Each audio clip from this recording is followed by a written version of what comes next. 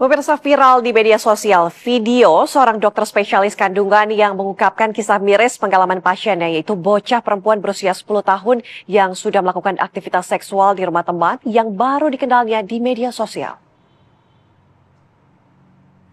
Assalamualaikum warahmatullahi wabarakatuh. Ini saya baru aja ketemu pasien ya. Aduh, saya pengen ingetin teman-teman semua untuk kalau teman-teman ibu-ibu yang punya anak perempuan harus benar-benar dijaga anak perempuannya baik-baik.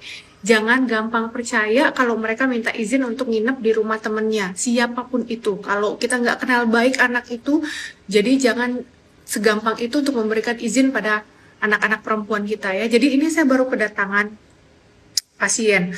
Umurnya baru 10 tahun, ya 10 tahun, kemudian dia izin dia dibawa sama tantenya karena dia itu baru habis pulang nginep dari rumah temennya katanya gitu. Dan ini temennya itu dia kenal cuman dari sosmed, dari Instagram.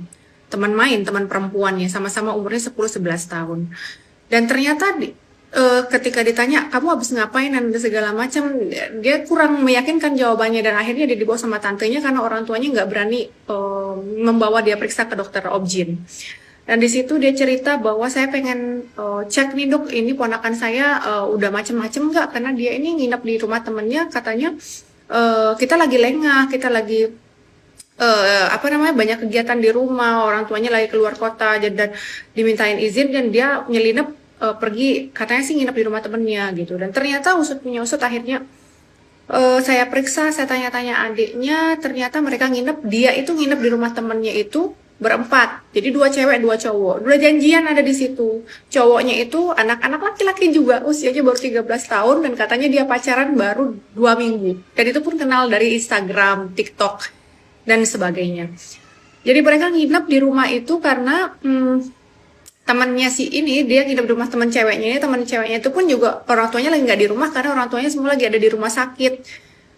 Jadi rumahnya itu lagi free gitu. Jadi dua teman-teman laki-laki bocil-bocil itu juga pada ikutan nginep di rumah si temannya si cewek ini gitu.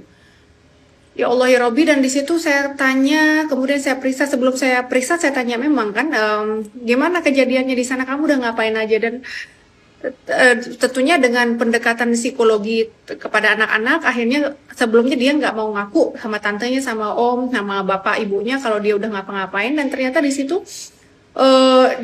ternyata ketika sama saya dia ngaku, iya saya sudah, mohon maaf ya, ciuman, sudah dipegang bagian atas dan juga di bagian bawah. Saya tanya apakah itu cuman pegang aja atau memang sudah sampai terjadi macam-macam, dan ternyata sudah terjadi hubungan badan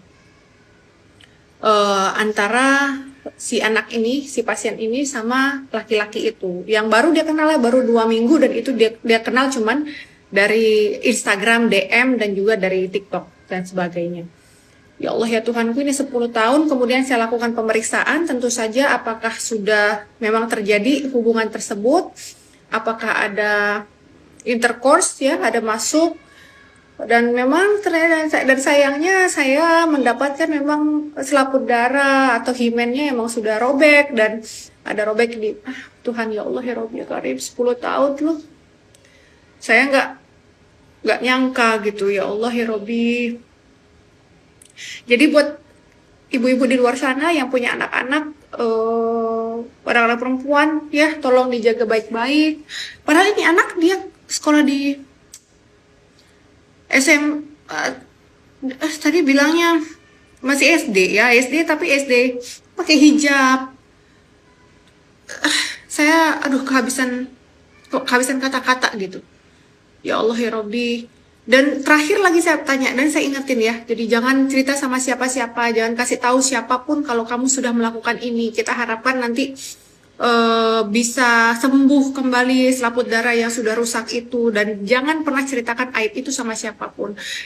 Dan ketika saya ingatkan, gimana kamu tahu kan rasanya, dan you know what, dia bilang, ya Allah, saya kira dia akan ada traumatis ya, ada trauma terhadap kejadian tersebut. Dengan segitu saya ingetin efek jangka panjangnya, dampak buruknya, ada kemungkinan ini, itu, dan segala macam. Dan ternyata, tapi dia bilang kalau itu adalah pengalaman yang menyenangkan untuk dia. Ya Allah ya Robbi, jadi saya sampai nggak habis pikir, dan saya ingetin lagi ke keluarganya waktu itu, ini ya harus dijaga baik-baik, kalau bisa dibawa ke psikolog anak karena emang sudah pola pikirnya udah aneh gitu. Jadi hati-hati buat ibu-ibu di luar sana yang punya anak perempuan pada khususnya, tolong dijaga baik-baik pergaulannya, jangan terlalu bebas dan jangan terlalu gampang memberikan izin, tolong dikontrol. Dan peran kita sebagai ibu di rumah tangga itu, ibu ataupun ayahnya juga sangat penting untuk menjaga anak-anak kita, apalagi untuk masa depannya di kemudian hari. Oke?